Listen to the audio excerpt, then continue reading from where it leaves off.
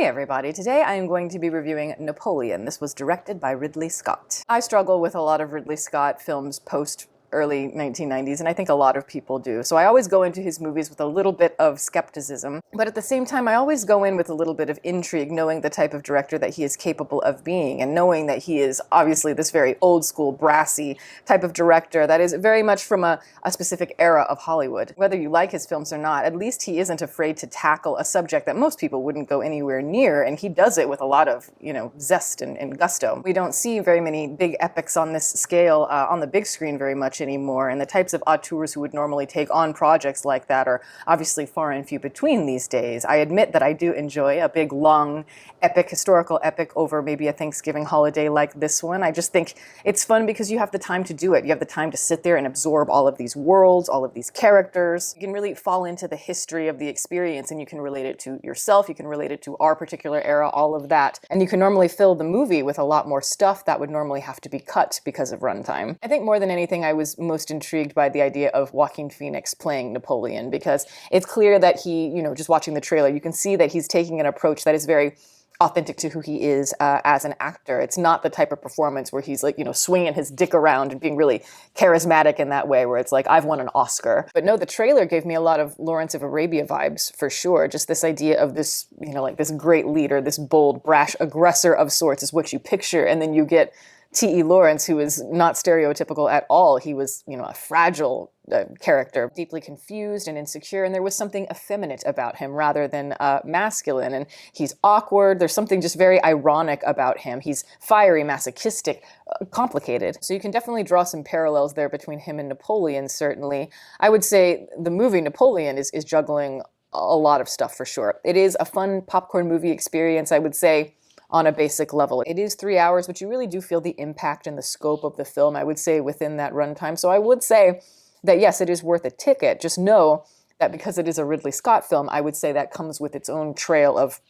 shortcomings. And because of that, I think it deflates a lot of the power of the film, the emotional power of it. And none of that is really sticking to our ribs in the way that I really, really wanted it to. I think it would have been more satisfying had they just focus on maybe a fragment of Napoleon's life or a section of his life and hone in on it, whether it's the later years, the early years, whatever. Again, maybe focus more on the period of the marriage and all of that maybe existing at the forefront of the story, and all of the military, the war, the socio-political stuff, all of that can exist more kind of as the B story, the backdrop. We constantly are pivoting between Napoleon as the leader, as the conqueror, as this masculine ideal on paper. But then we contrast that with the more intimate realities of the man, the more vulnerable, romantic, maybe weak aspects of the man. I don't mean to lump in weak with romantic, but a lot of his weaknesses do stem from his romantic attachments. Particularly the woman who is his weakness in the movie, the woman who essentially emasculates him the most in the story.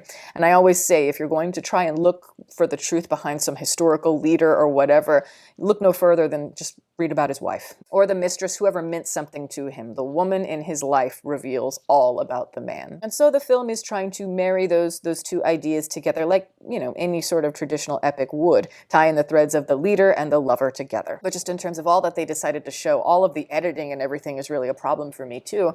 The movie just felt overstuffed. It's 30 years we're covering of Napoleon's life. But because the film is just so overstuffed, my experience so far is understanding Napoleon as the leader and the lover, and ultimately as the human being, it feels more removed rather than him feeling more close to me. And that's, I think, a big problem. At the end of the film, and I do not consider this to be spoilers necessarily or anything, but before the credits roll, you get kind of a list of accomplishments of the man Napoleon. And of course, they're nothing short of extraordinary.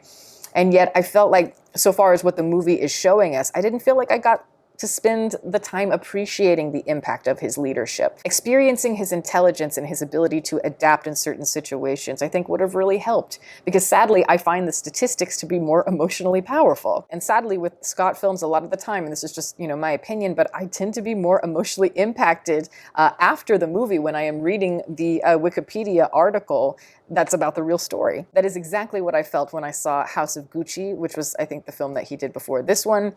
That was a movie where I knew nothing about the true story behind it. After I saw the movie, I look it up and I'm like, holy shit, this is just such a compelling story. It is meant to be made for the screen, made for like a mini series. And somehow Scott managed to drain all of the fun, all of the textures and the depth and the opulence from that story. And he left us with, a very watered down experience, not artistically pointed enough for the attempts at humor to garner any merit. And so the souffle does not rise. Thankfully, Napoleon is a lot more committed to its style, which I appreciate. It has a lot more balance. It has a lot more rhythm so far as the editing, even though I complain about the editing a lot. You get the feeling Scott is more in his element with this one, and his casting of Joaquin Phoenix, I think, is essential to the success of the piece. He said it was his performance in Joker that convinced him that he was the man to play Napoleon. And while I don't like Joker, and I don't particularly care for that portrayal by Joaquin Phoenix, I actually think it's one of his weaker performances overall.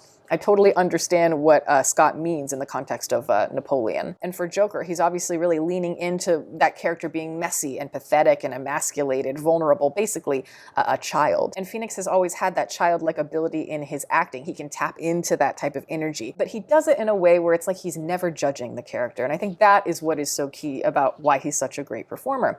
I enjoy the cringe levels a lot in Napoleon as well. I mean, there's a lot of humor in it. And I like how Phoenix is really, like carrying the weight. He's really trying to embody the Emperor's experience just with the costume and the body language and all of that. He's doing it to wonderful effect. He looks like a baby half the time, and the way he kind of drags around his feet and the way he's always, it's like he has a permanent pout on his face, and he's always just scowling at the slightest inconvenience that mars his need for control. I also love how ridiculous he looks in the outfit, and yet somehow it's perfect for him at the same time. It is a symbol, of course, of dominance and control, and yet he wears it very casually, as in it looks ridiculous. It's like wearing that casually doesn't make him seem more charismatic. The casuality actually makes him appear more diminutive. And the whole getup is naturally effeminate, as I said, by design, so naturally that gives you the easy humor right there. Though I do think that we are seeing maybe too many characters where Joaquin Phoenix is playing this like emasculated man-child of sorts. Like, how many times are we going to see him sprinting for his life as an angry mob of people follow him and he's like falling downstairs or something like that? I know that there are a lot of historical inaccuracies in this film. Obviously there are in most films, but this one I would say is pretty heavy with it.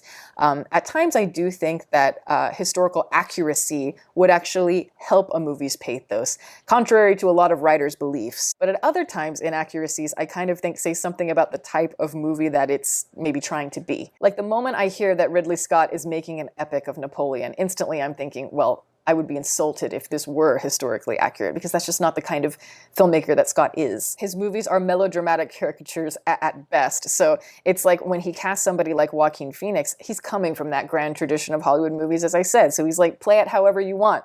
I don't want you to have an accent. I don't want you to have, the native tongue, whatever. I just want you to be a good old-fashioned American-bred star. And even in the opening of the film, like the exposition, the words that you see at the beginning, it reminded me of an old film that you might have seen in like the late 1930s or something. It wasn't unusual for historical dramas to come out at that time. And so you might see a poster in the 1930s of like James Cagney starring as Louis XV or something. That is not an actual movie, by the way. I made it up. But if it were real, I would be totally eating it up. And that's just my point, is that I think what Scott is trying to do here is show you the experience of history, but more through the cinematic experiences that he knows, what shaped him, how he grew up, what he understands. So there's always going to be that element of soap opera, dry humor, a little bit of camp in there, and of course some heavy tragedy as well. And he's going to carry you all over the place there. And I can't help but admire that chutzpah for sure. I think the sense of scale in this movie is really incredible. It was a lot bigger than I think I was expecting,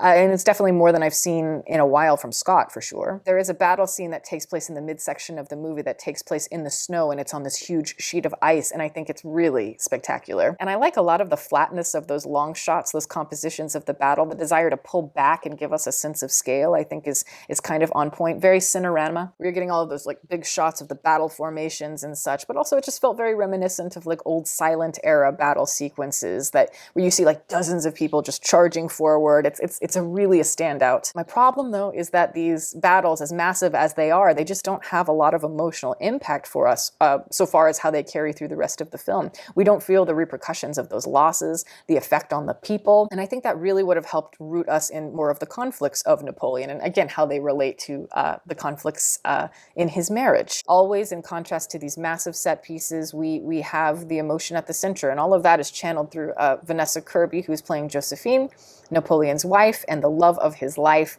She is a very domineering woman in a lot of ways, intimidating, and I think she reveals a lot of Napoleon's insecurities to him by wearing them, by being them, by playing into them in a lot of interesting ways. But ultimately, his obsession with her is a major weakness, just because she doesn't reciprocate in the same way pretty much ever. Because she is an enigma. She is a woman that obviously he loves, he wants to be close to, and yet he doesn't really respect her, and she's really not understood by anybody in the entire movie, and that is a huge tragedy. And obviously, Napoleon is not a Casanova, as portrayed here, and so that obviously feeds into it. I'd say Kirby is a lot like Lily Gladstone was in Killers of the Flower Moon, just a very commanding feminine presence that is piercing. All this wise power and knowledge that these women hold beneath their soft exterior, and that they don't get to explore it. And Kirby, just as a performer, has a wise but burning intensity to her, and that translates to all these interesting roles. But a lot like Lily Gladstone in Killers, I wanted to see more of this character here, Josephine.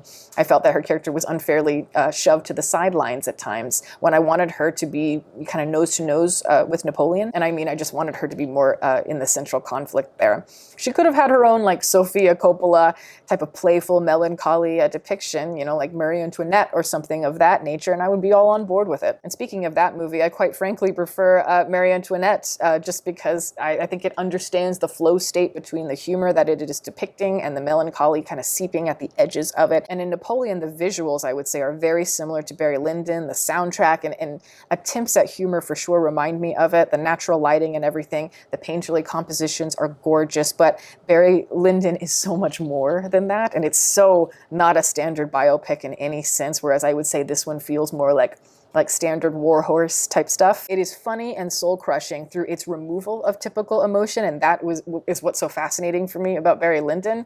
And also just its attempt at satire gives it that proper bite. Any humor or any camp that I feel like Ridley Scott has been toying with in the last several movies he's made just feels very mismanaged to me. He often cannot find a marriage between the humor and the seriousness in a way that enforces a proper tone that is worthy of the performers, who seem to be on that level. Yes, I do enjoy the self-seriousness to a degree, that kind of boastful nature of these types of directors, whether it is James Cameron or like Cecil B. DeMille. I love them. But I do find that sometimes that bravura can kind of hinder the material a little bit. The wide swinging pendulum here between the childish emperor and that caricature of him, and then you have the mastery of war and all of that. We just can't bridge those things convincingly together, where it's like, wow, I feel all the reverberating effects of everything kind of harmonizing together. I think Phoenix deserves better. I think Kirby deserves better. But, you know, I felt that way about Joaquin Phoenix in Gladiator. I know that this is his second collaboration with Ridley Scott since then. I know I'm in the minority, but I'm one of the people that doesn't care for Gladiator very much. It's another one where I feel the self-serious nature of it and the desaturation of the color palette and everything just really dates it. There's a lot that really keeps that film from crackling for me, but Joaquin Phoenix